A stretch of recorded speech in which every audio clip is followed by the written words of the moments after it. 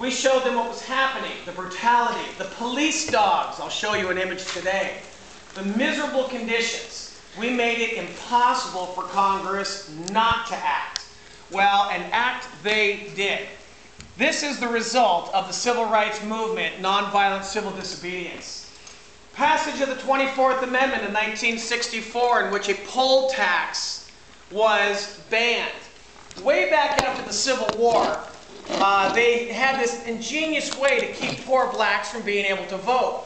They said, well, just to be able to help the process and pay for the ballots and the volunteers and all that kind of stuff, you just have to pay a minimal tax.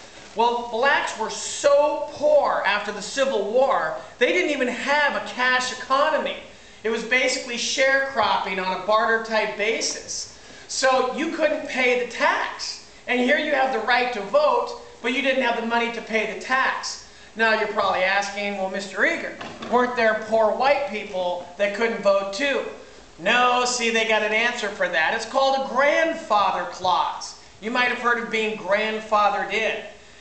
You were exempt from a poll tax if your grandfather voted in an election prior to the Civil War.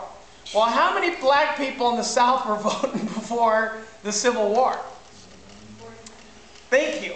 None. Because they were slaves. So white people didn't have to pay the tax, but black people did.